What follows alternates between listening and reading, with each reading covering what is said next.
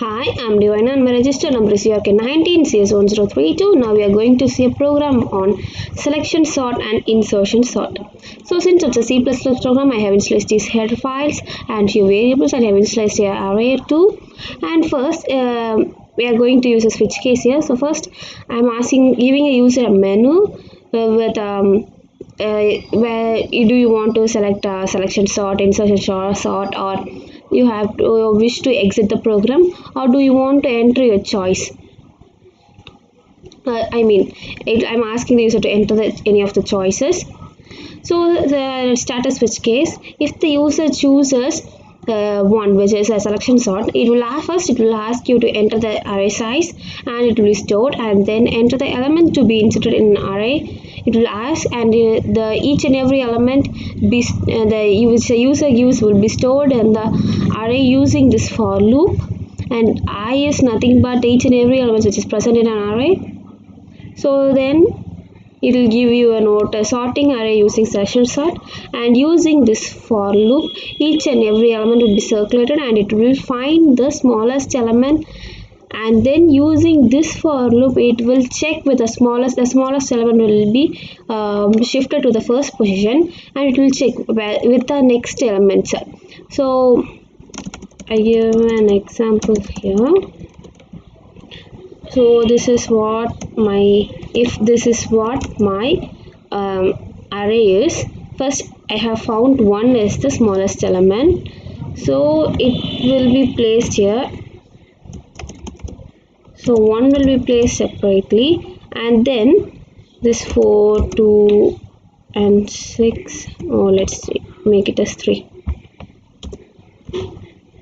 So 1 will be separated and it will be checking with the next one if 1 is greater than 4 or not. If not, it will be placed in the same position and it will move on to the next one if 4 is greater than 2 or not. So it will be sorted according to it. 2 is smaller than 4, so 1, 2, then it will be separated. 2, 4, 6 and 3 will be there. This will be circulated until it arranges itself in ascending order. So that's what the selection sort is. So I'm checking if small is greater than array of j, which is the next element which is present in that same array, and then small is equal to array of j will be present in the place of small, will be stored and will give a count plus plus, and then j will be stored in index. And then if I'm giving a condition, if count is not equal to 0, if count is not equal to 0, then the array of I will be stored in temp, and it is sorting actually. The small element will be array of I, and then the temp element, the element in the temp will be array of index. So this is how it is sorts each and every element. Actually, that I have shown you a demonstration that is what happening in the selection sort, and it will be giving a notice array after sort is, and the sorted array will be executed using this for loop. Each and every element in the sorted array will be executed using this for loop.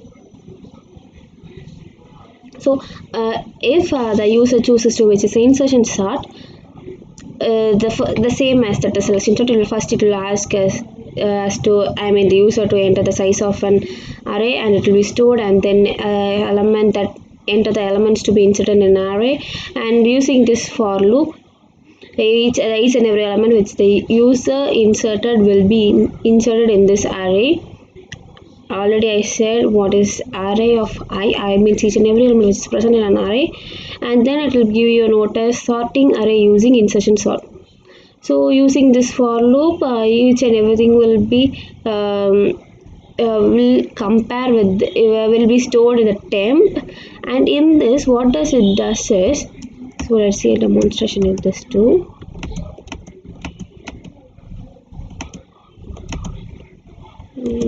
Three is repeated thrice.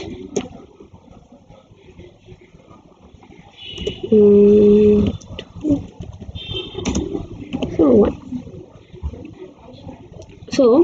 first it will search for the smallest one. So first it will get 1, so it will check with the 1. No, I'm sorry. Yeah. Okay, let's take 1 and let's check. Think you are playing a card game.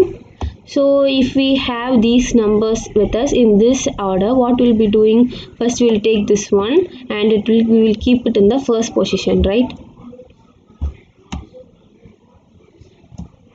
So 1, then 3, then 5,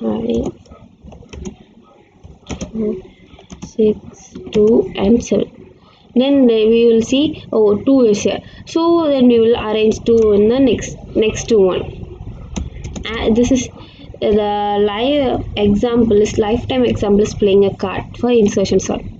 So 2 will be placed and then the next elements will be placed. Stash search 4, 6, 7.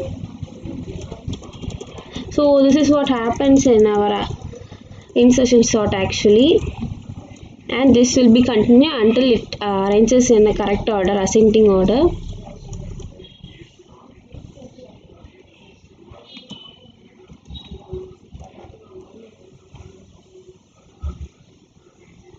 So I'm using a while loop here. If which is temp smaller than array of j and j is greater than or equal to 0, this will be executed until this condition is unsatisfied. So array of j plus 1, which is equal to array of j. Okay, array of j will be stored as array of j plus 1. Actually it is sorting, then j is equal to j minus, which is checking. So array of j plus 1 is equal to temp value will be stored in array of j plus 1. So then it is a sorter using this condition. I am using this logic. Then array after sorting, using the sorted array will be executed using this for loop. Each and every element will be executed using this for loop. I mean it will be shown to the user. I mean, it will be displayed to the user, and if the user chooses 3, which is exit, exit, it will exit the program. Or default means if the user chooses by mistake, if they choose numbers as 4, 5, 6 or something else, it will show you default option, and it will ask you, it will break, and then it will go here. It will ask, do you want to just a minute.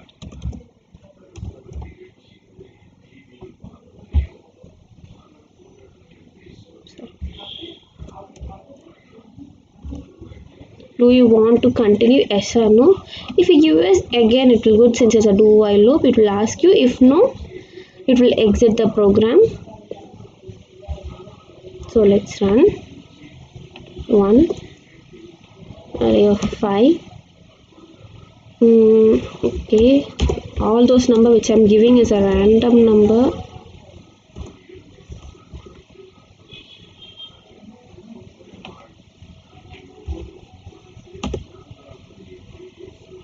So I got the sorted array in an ascending order. So let's continue S. Now let's choose insertion sort, array of 5.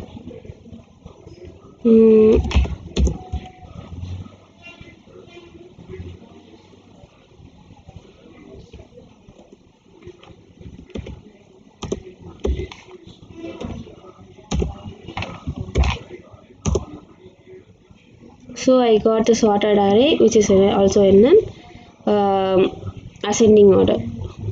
So that's all the program is. Thank you for listening.